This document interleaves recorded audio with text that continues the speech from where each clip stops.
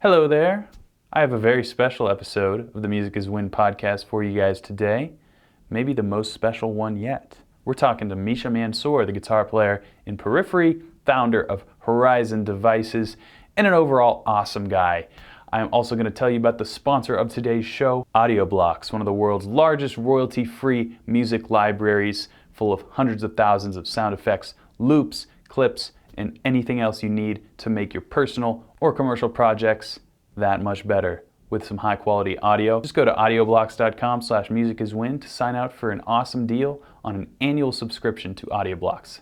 That's AudioBlocks, audioblocks.com/musiciswin. So I alluded this may be the most special episode of the Music is Win podcast yet. The reason I say that is because there is so much valuable information contained in this conversation with Misha.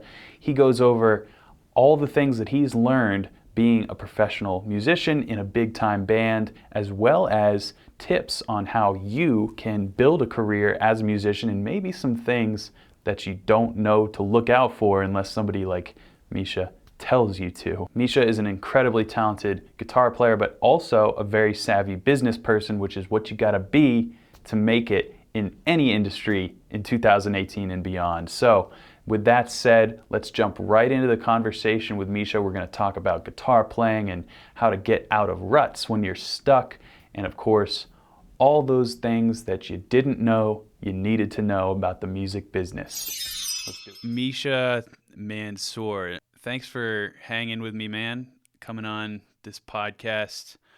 I think I first saw you. I don't think you've ever seen me in person, but I've seen you. Weird. That's definitely creepy. I saw you at NAMM a couple of years ago, and there was this big line wrapping around for people to come get your autograph. Oh, right on. Yeah, it was probably like a Jackson signing or something like that. Yeah, I think it was you and a bunch of different guys. Yeah, they'll usually like have 3 or 4 guys there, and they'll have you do a signing.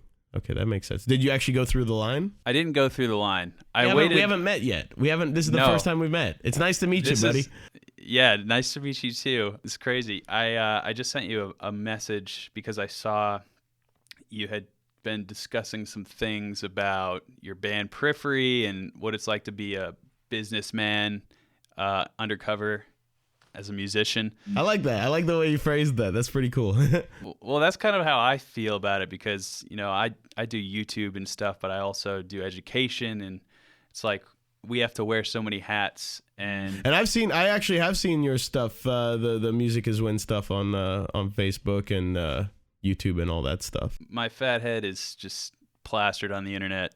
So that's the nature of the beast these days, isn't it? Like that's kind of part of what you're signing up for. I know. Can you tell me where the origin of bulb came from? Oh, that's a funny story. It's very sort of happenstance. So that's your nickname for people who don't know. And there's a point to this why I asked that question, but I was just to keep it kind of short, I was only ever in one real band. It was I was going to school in Toronto, University of Toronto. And I wasn't doing well in school, but I had a band there, and I formed it with my best friend at the time, and that was just the name that we came up with. But I think I took that a bit more seriously. So I set up back then, I think everyone was using SoundClick or so I thought. So I set up a SoundClick page for Bulb, and I was uploading songs to it all the time. That band then sort of broke up, but then I had this repository of all the stuff I'd done, and I just kind of kept on posting it to that. And I'd post up on forums. And I'd not always, but oftentimes I'd sign up for forums as Bulb, just thinking it's the band name, right? Just to be representative of that, I guess. But then people just started to associate it with me. And at first, I tried to correct everybody. But I think you know probably as well as I do that once the internet decides something, there's not really much you can do. It is written in stone. It basically is. So eventually I just stopped resisting because I thought it was kind of a dumb nickname to have. And I didn't want it. And I used to have this really long explanation as to how it wasn't my nickname. But then the path of least resistance was just to not fight it and accept it. So the reason I asked that is because I noticed you're wearing your company Horizon Devices. I actually have one of those here. Look at that. And I got the letter that you put. It came with the pedal It was like a handwritten note, Yeah. and it was signed Bulb. So I was always like, wait, I thought Misha was his name, but then I looked it up and I was like, oh, okay, I get it. And then I sign everything as Bulb, and this is just like, no, it was a cool thing. I own a lot of pedals, and I've never gotten one with a note like that. So I think that was a cool thing that she did. I'm glad that you think so, because that's something that we like kind of talked about doing, and I was like, I wonder how people will react to it.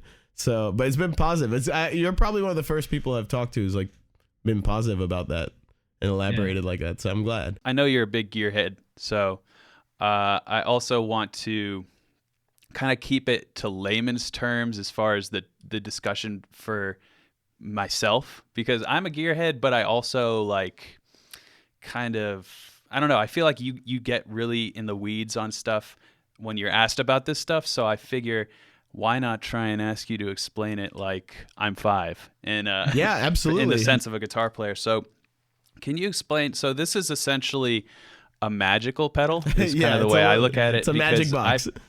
When I use it, it's like it's kind of just a clarity box for me. So I'll have some muddiness, and then I'll put this on. I won't necessarily use it as extra gain. It's more of just to clean up some of my guitar tone, especially since I just recently got a 7-string guitar, and it's been really useful for that lower range stuff. So as far as your 30-second synopsis on, this is the Precision Drive, what would you say are like the key differentiators?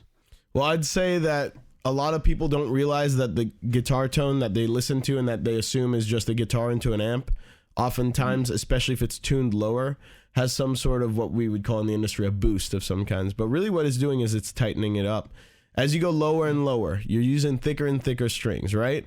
And you're sort of centering around lower frequencies. And these amps are just not designed to handle those. So it gets really woofy, right? And what this pedal does is basically counteracts that. So it's actually like cutting the lows. And like one of the things that we did is that attack knob sort of adjusts how much you're cutting out. And that could depend on the amp, how well it takes those low frequencies, on your guitar, whether you're using your 6 or your 7 string, what tuning you're in, even what kind of riffs you're playing. So that attack knob is kind of the little secret of that pedal, where it allows you to tune it to your rig and your specific song that you're recording. And the way that you said you weren't really using it much for gain, just for tightness, well, that's pretty much what people were doing, but they were sort of using pedals that weren't really designed to be used in that context, with amps that weren't really designed to be getting those frequencies. And it was like, I just wanted to make a pedal where it was like, this is the focus. This is like why we're designing this pedal, is for this main purpose. And it was really just because I was looking for a pedal that did that, and I couldn't find one. Because I had a problem where I was using a lot of, people generally use like a tube screamer or something like that. And I had a whole bunch of different boost pedals, and I find I'd constantly be switching them out depending on the rig or whatever. I'm like, I just wish I could like adjust a few things. It's a really versatile pedal, because I especially like, basically the attack is a knob that is actually a switch. It's a switch knob. It makes it easy to set to a certain setting, and you'll know like, oh yeah, like I like this position for this rig, Exactly. So I found that was really useful. And then the gate is a pretty blue color that happens when it's gating. It's my favorite color, man. That pleases me aesthetically.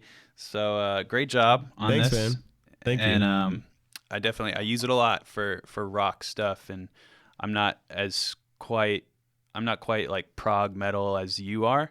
But for, even just a rock sound, I think it's really useful. When you're creating music and you're recording music, you tend to rely a lot on post-production.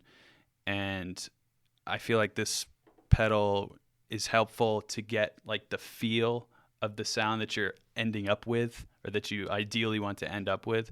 I appreciate it. And speaking of post-production, that's not something that can easily be done on the post end. The only way that you could do it would be to reamp and then put it in the front end. But this is something that has to hit the amp on the front end. So before it's actually like being captured into your system. So if you already like captured your guitars and you don't have it on it, you either have to re-record or reamp it if you have the DIs. So that's why it's kind of a re-recording is not fun. No. What's your recording horror story? Do you have one? I actually have one. This is why like I compulsively save and not just save, but save as like I use Cubase, and it has this very convenient feature where if you do like Command Shift Save, it'll just auto save it as a sequential number. So it'll be like, -2, -3, -4 every time you do it. This is a long time ago.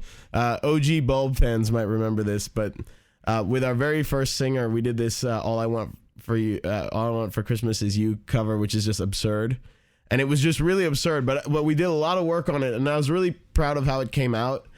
And then my computer crashed, and I'd just been saving it as like the same file name, and I just had the one file name, and when I started it up again, the file was corrupted, and I couldn't open the project. And we were about like 95% done on it. I was like doing like the final mixing tweaks on it, like it was all recorded and everything. How much time? Like a day or something? Dude, it took a day, and I was in the audio bin, like trying to find the takes I used, trying to place them. Obviously, nothing's to the grid because you start like kind of recording wherever. It was just the most, but it was like, I figured that would be less work than trying to remember what we did. There was no record of what I'd done because I hadn't exported anything yet.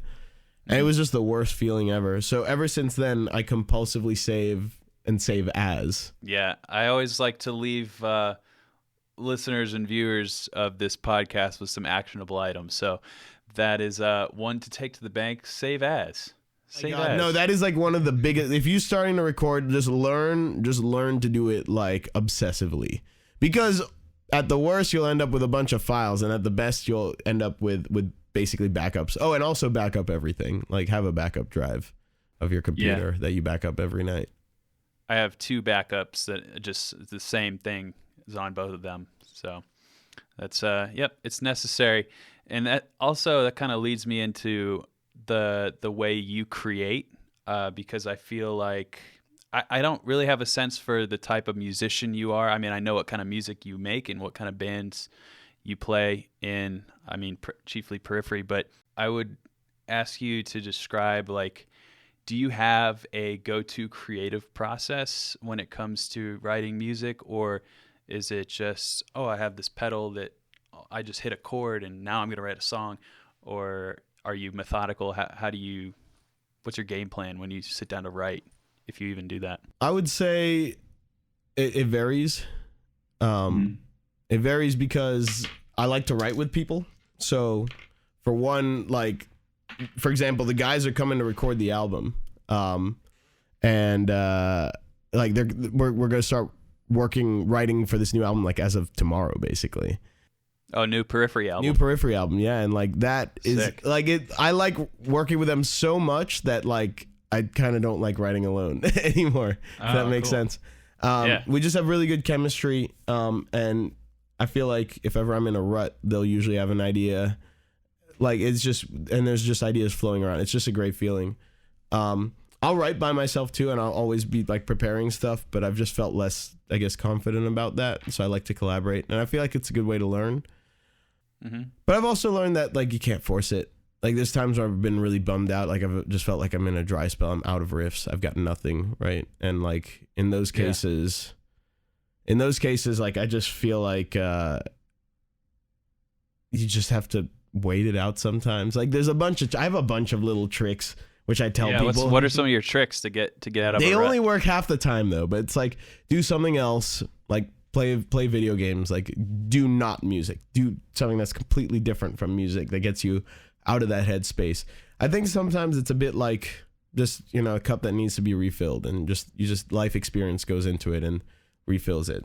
So then you empty it, you got nothing left. And if you just force at it, like anytime I've ever been like, I haven't written anything in a while, I should force it. It's been bad. So I'd say like trying to take some space away from it, maybe respecting it a bit for what it is. It's just like, it happens. It's not the end of the world. And I feel like I'm convincing myself right now, because I always feel like it is the end of the world, and I've written the last riff I'm ever going to write. And then the other thing is collaborating with people. Like, something, actually, here's another thing I've done, which is really sometimes worked for me, is like covering a song. Cool. Yeah. Like it makes your brain work in a completely different way. I used to cover a lot of Meshuggah songs because they're one of my favorite bands, and it would be like just kind of like it's like a puzzle or something. You're just trying to figure it out, right? And using my ears, just trying to use as much of my own tools to try to figure it out. I think one of the last things I covered was I did this like orchestral rendition of like a Final Fantasy VII song. It was really time consuming and it was really challenging for my ear, but it was super satisfying, and it was just so different from writing music. It's just using a completely different part of your brain, and I feel like that actually helped inspire me to write after the fact, if that makes sense. Would you say that you are inherently a rhythm guitar player or a lead guitar player or just a guitar player? Do you define it? I would say none of those, man. Like, I think I'm more of like a composer. Okay. I think when I first started out, like, I wanted to be like the best guitarist, you know? Like, this is when I first started. I was like, I'm going to just get my chops up and become the best guitarist. And then, like, you know, you slowly, and at that point in time, that was John Petrucci, you know, that was the guy. And it was like, and then you slowly learn that's not going to happen. And then like, and then it's like, I just want to like focus on having fun. Right. And now guitar is like kind of this thing I feel like I've plateaued with. Like, I always work on my chops a bit, but I'm not a technician. And there's a lot of people who've been playing for way less time than I am who are way more talented. I see it more as a means to an end. It's like, you know, I've got ideas in my head and it's a very quick way to get those ideas to come out. And with the power of computers and MIDI and all that stuff, you can straight up compose stuff. So I just see it as another tool to get sounds with, but I don't consider myself a good guitarist or anything like that. I don't think I ever will. Like, I've kind of given up on that. Like, it's really just something that, one, I enjoy, and two, that helps me write. Yeah. Well, I think you're a good guitarist. Thanks, man. I'm stubborn, so it doesn't matter what people say. Like, I won't agree with you, but you know, I mean, I get it. a lot of questions about plateaus and busting ruts and stuff like that. And I feel like every guitar player and maybe every musician goes through a similar arc where you start with undeniable fiery passion. Like you said, you want to be the best guitar player. You hear you have your aha moment where it's like, this is what I'm supposed to do. And then you climb and climb and climb, and then you hit your first big plateau, and then you maybe that same arc happens over and over again until you get to a point like the one you just described where it's kind of your pinnacle of perhaps technicality, but that's where a new kind of journey begins. Well, it just becomes about different things at different, you know, you kind of you recontextualize what you're doing as you develop, because I learned, like, first of all, what does it even mean to be the best guitarist? Like, who is the best guitarist? That's not a thing. It's just a very sort of like lofty ideal that you could just throw out there and it sticks at the wall when you're just starting out. And then like when you learn that's not a thing, then you have to start like define that a bit more. And then I realized I'm not even a technician, you know, like I don't like practicing technique. That's not what I enjoy. I enjoy writing. And then I realized, like, no, what I am is more of a composer. Like, I don't care what tricks are used or whatever that go into creating a song. I just enjoy the process of making that song. I see. So are you going to be scoring any films in the future? Yeah, that'd be nice. I'd love to. I mean, like, that's one of those things I'd love to do someday, but it's a very tough industry to break into. So it's not something that I have any expectations or any entitlement about, you know. I mean, I think I'd love to do video games, and I've had the opportunity to do a couple little things here and there that just sort of fell into my lap, but it's just one of those things I hope I would chip away at and that eventually would materialize.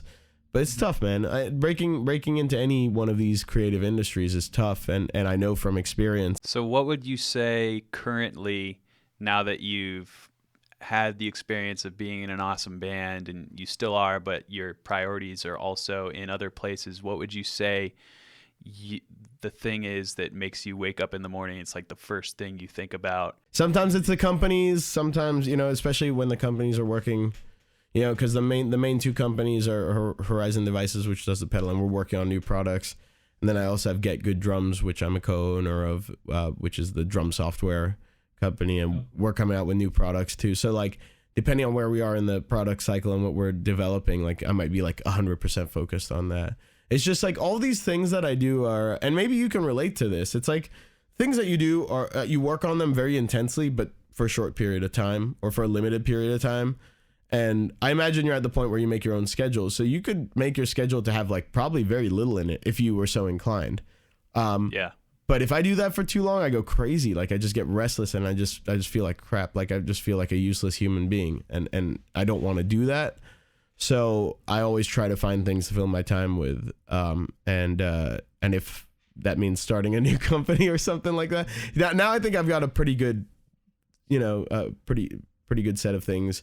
Just because like sometimes all these things sort of hit at once, and then I'm like overwhelmed. But generally speaking, I can like manage my time to where I can sort of focus on all these things one at a time. And then that in that moment is what I'll be waking up being excited about. Hey guys, quick break to talk about the sponsor of our show, Audio Blocks, with over 100,000 studio clips, loops, sound effects, and more, all royalty-free at your disposal for your personal or commercial projects. I use Audio Blocks all the time in this podcast, in my YouTube videos, and any other creative endeavor that I need awesome audio to accompany. To get a great deal on an annual subscription to Audio Blocks, just head over to audioblocks.com/musiciswin. That's Audio Blocks, audioblocks.com/musiciswin. And now, back to the conversation with the awesome Misha Mansoor. There might be parts that are a bit dodgier than others. If anyone is watching and wondering why I have headphones now, it's because I'm dumb. I was dumb before. I'm a little bit smarter now, but I'm still overall dumb. Well, that's an interesting thing to talk about because that type of thing, that sort of rote editing, where you have to do some sort of meticulous task over and over and you can't get in a zone, which I'm sure you're familiar with. That reminds me of the first video I saw of yours on YouTube where I think it was like how to record guitar. Right. And you were creating these drum sample or drum tracks, and then you were adjusting your audio interface to the certain level where it's not quite clipping and it's in that sweet spot. As YouTube, perhaps something that you are going to focus on at some point, more as another hat, or how do you approach that social media? The YouTube thing is something that I do very casually and just for fun when I feel like it. I feel like professional YouTubers, that's what they do, and it's something I think a lot of people sort of glorify. It's like, man, it must be so cool, but like I know what it's like, not from experience but from having friends, or it's like it's work. It's just it's a lot of work, and it's something that you have to commit to. Because people are just like, oh, it's so cool how he has content coming coming out all the time. It's like, yeah, like, and probably for that 5-minute video, there was like 3 days of work at least in that, So it's like you're constantly doing that, and like people like you who actually create content, like that's like what you do, and that's how you have to. That's what you commit to. And I bet sometimes you're frustrated at like people are just like, oh, you do more videos. Oh, it must be great. And it's like, dude, do you know how much work this is? Yeah. Yeah. It's definitely, you have to kind of count your blessings for the freedom, but really that freedom is, you're under your own kind of government. You also have to crack the whip on yourself, or else you're not going to have anything. Absolutely. And that's one of those things that no one prepares you for. And it sounds like first world problems, I know, like oh, I have so much free time, I wish someone would make me do something. But I have no free time if I want to succeed. Right. You have to learn how to manage your time. And it goes both ways, because at least with me, like there've been times where I've been so stressed out because I was so used to saying yes to everything, because when you're doing this, you're hustling, you're not saying no to anything. You have to say yes to everything you get, and then before you know it, like you're overworking yourself, you're stressed out all the time, and then when you sort of cross over, then it's like it feels almost dirty to say no. It's like, what are you, a millionaire? How could you say no to this? But then you start having to make this calculation. The opportunity cost is stress. It's like, is this job I'm going to do that's going to pay this amount of money that realistically won't really make that much difference in my life worth all the stress that it's going to add?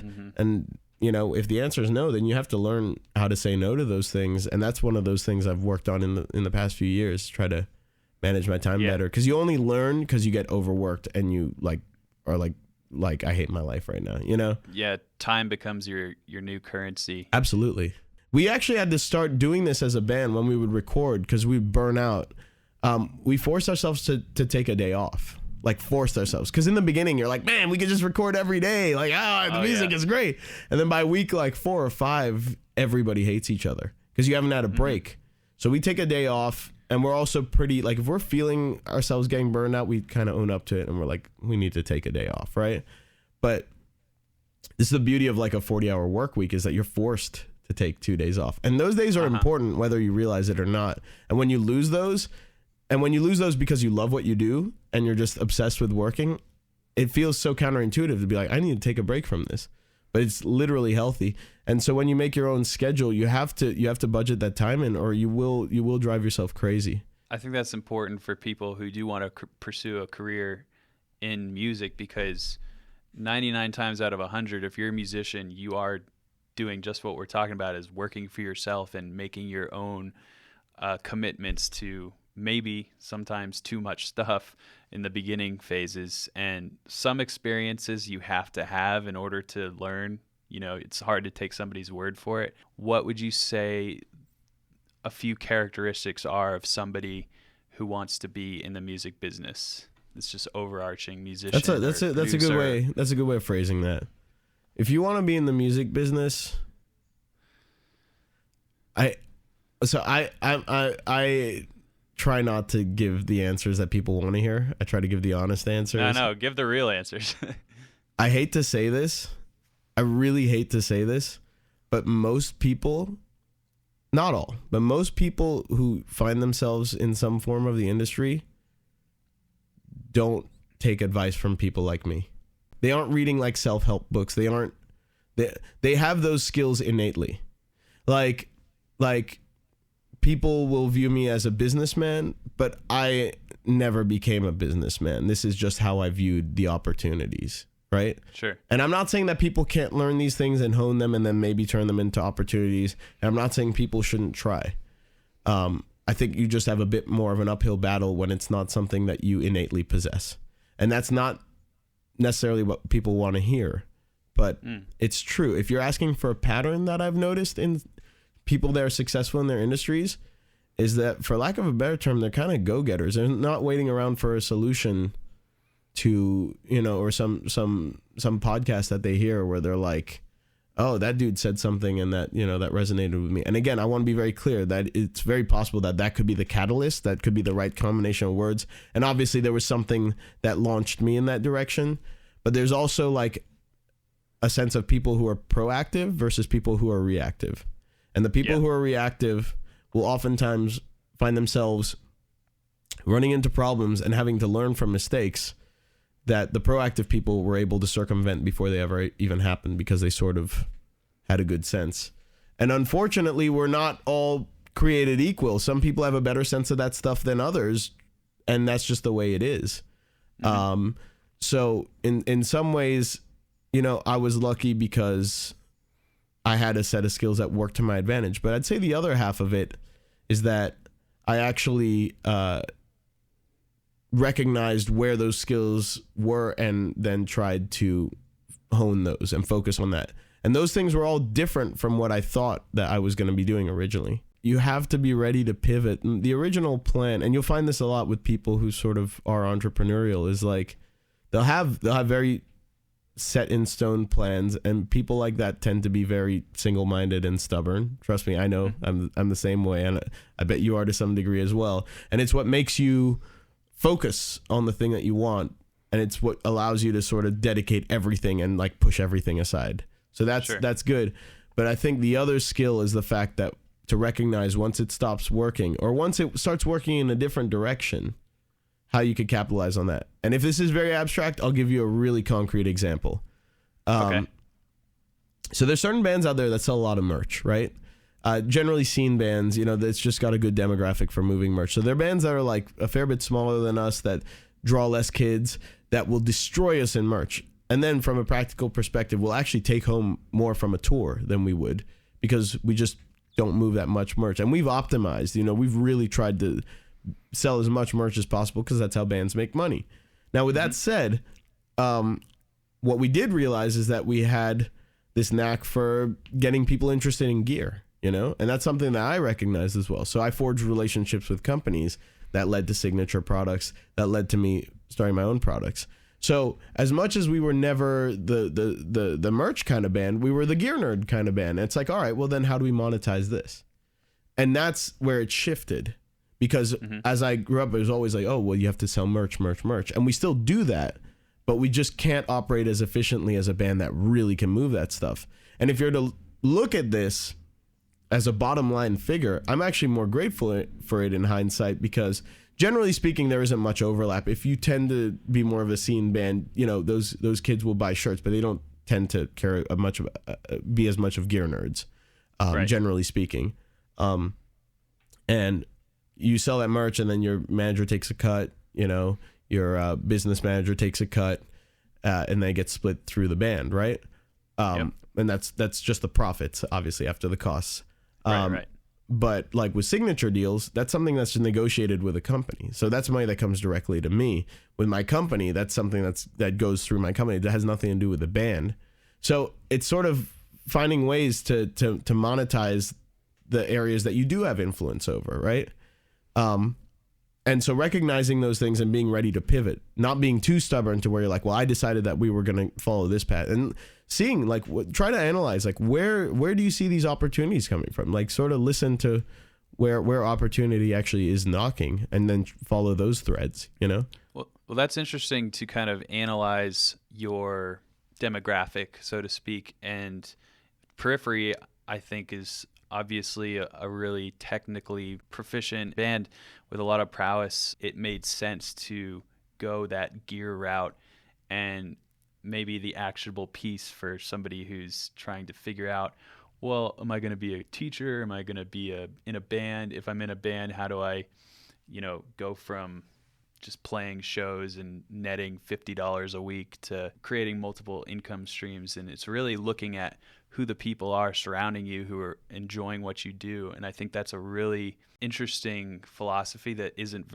talked about, especially among musicians, because I think this is a really, business centric conversation right now that I think a lot of people don't necessarily consider when it's like, how do I make a career as a musician? Usually it comes back to the skills, developing your skills as a musician on the instrument itself. But all this underlying stuff is the sooner you get a grasp on it, then the sooner you can return to the music with new invigoration. It's like, I'm not spending my time becoming Guthrie Govan or John Petrucci because they already did that.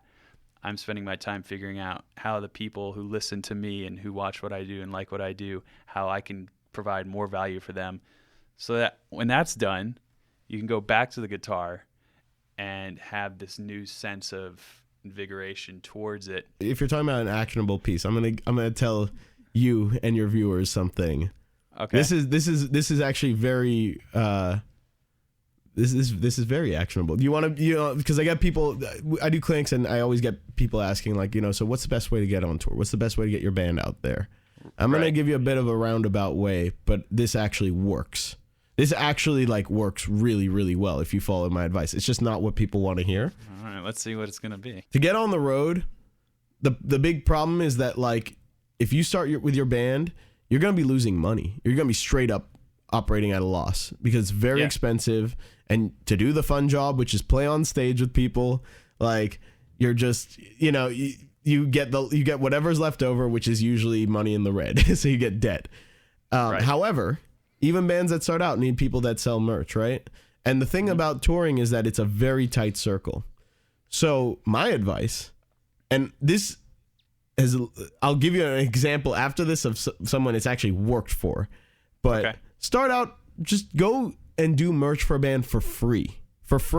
So you go out and you do it for free and have a tip jar there and be amazing at it.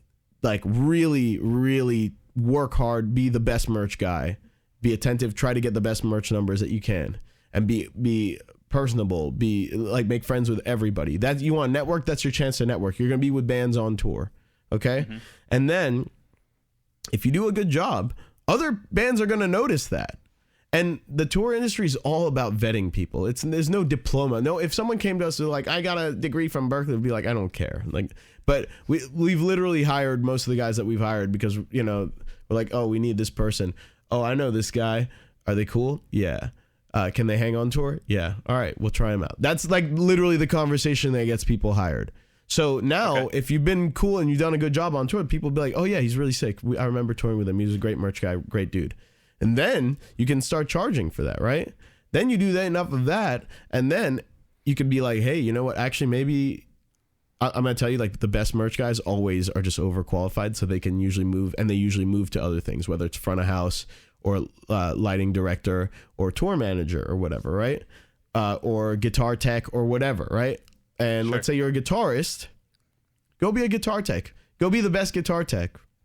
You are going to meet so many guitarists.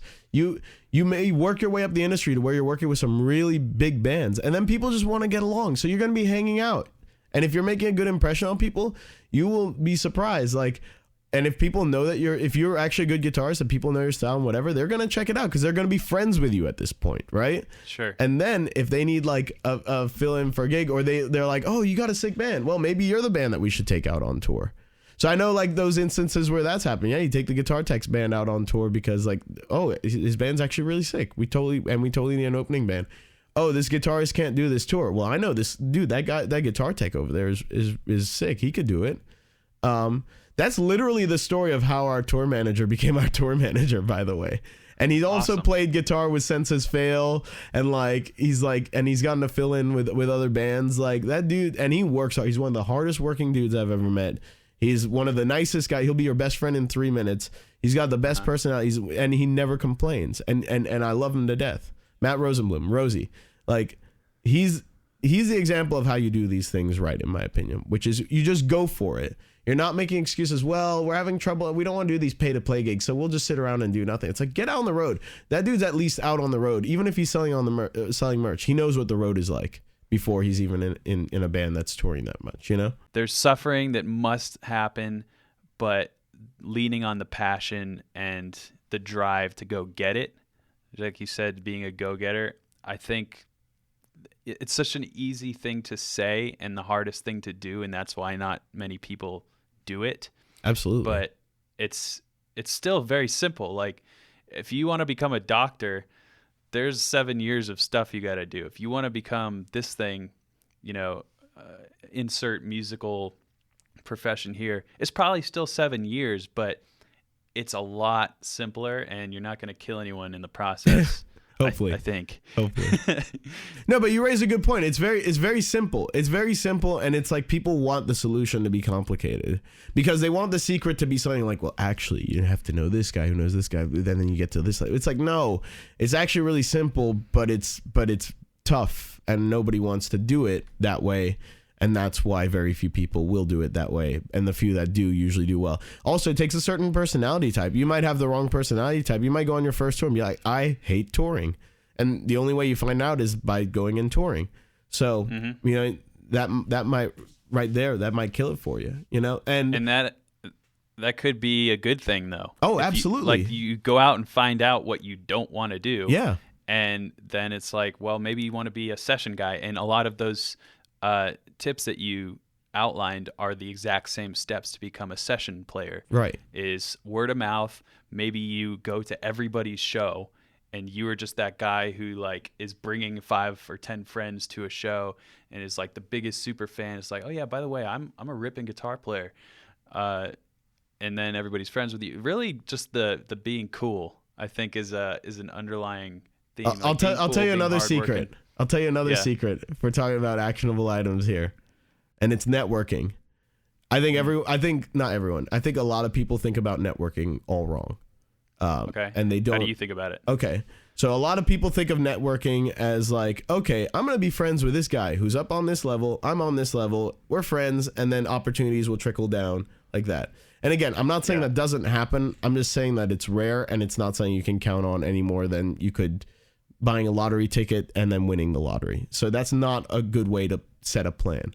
What networking is and has been, in my experience, is you're just genuinely friends with people at your level.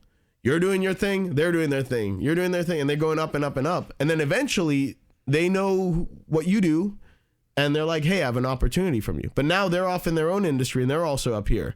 So now they're able to send stuff your way. It's a lateral thing. It's not this up-down thing. Why would, networking is not about charity. It's not people like, oh, yeah, well, we've made it far, therefore we want to give back and just give opportunities to random people that we don't know. No, it's about like opportunities that have genuinely generated from friendships or connections or whatever. And it's like, oh, no, they're cool. So I'm going to call upon them from that.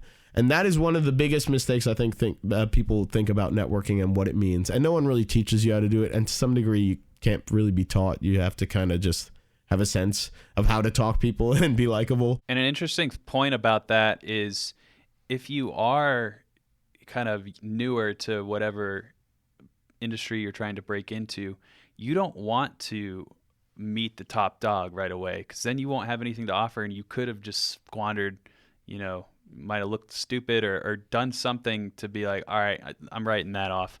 Like, you want to be confident and be able to speak to somebody or deliver. If it's music, if we're talking music, you want to be able to sit down and deliver what it is that you're trying to do in a way that will convince that person, oh, there's mutual benefits to happen here.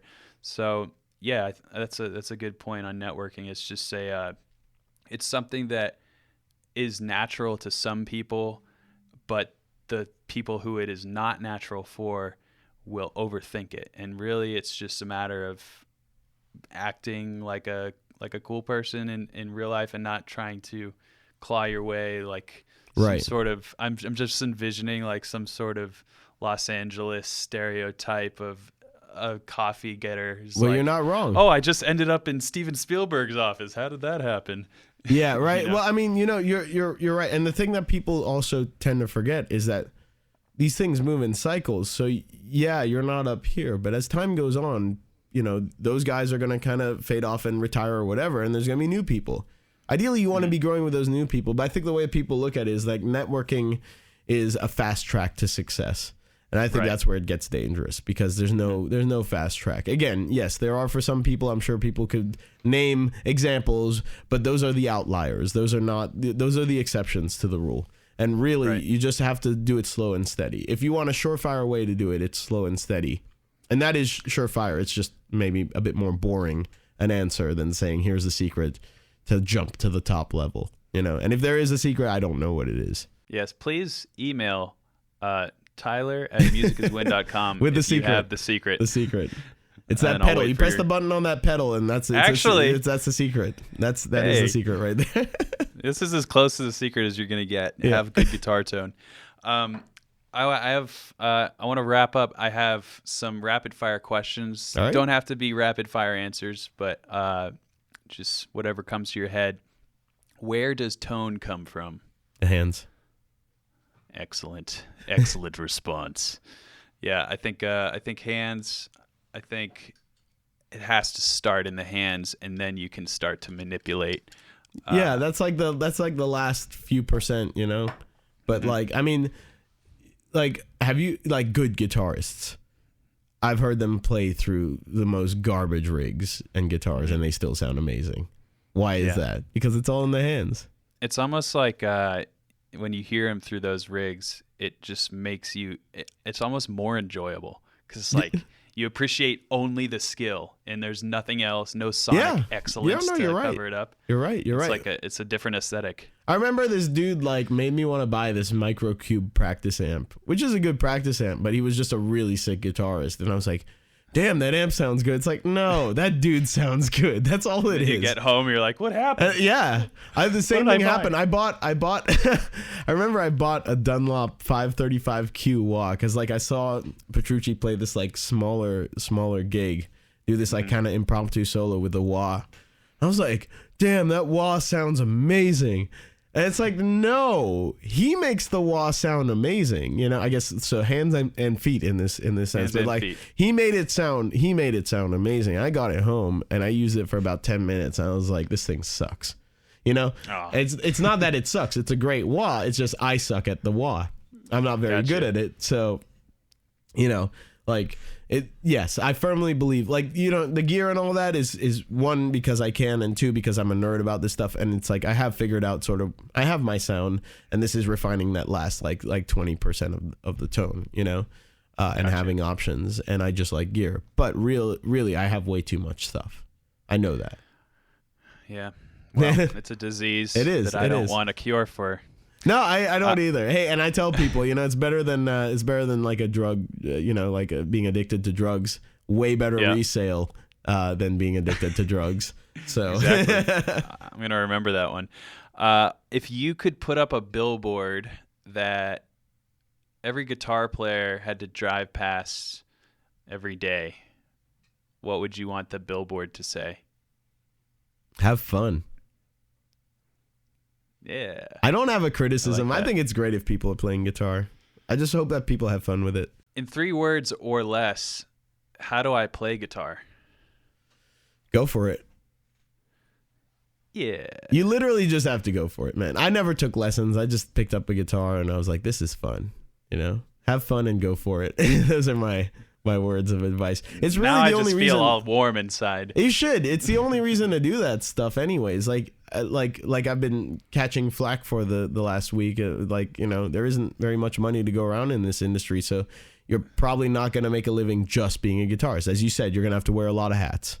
And honestly, all the bands that I know of that are successful to any degree are so because they treat their band like a small business. So you have to be a businessman to some degree, and if you're not, you're gonna have trouble with finances. And and all the bands, you know, the stuff I was talking about, that's all bands. I think people singled it out as like, oh, Periphery don't make that much money. It's like, yeah, but it's not just us. It's all our peers. It's not about us. This is the state of the industry. And again, it's not to bum people out, but it's just to let people know this is what you're getting into. Don't have any delusions about what you're getting into. And I hope that like people will take the effort to diversify their income, whether that means doing Skype lessons on the road, whatever skills you have that you can take advantage, that you can monetize, use those and start them early, because don't count on the band to support you entirely. Then guitar should just be fun. Music should just be fun. Just have fun with it and enjoy it. Just go for it. Misha Mansoor, thanks for hanging, dude. Thanks for having me, man.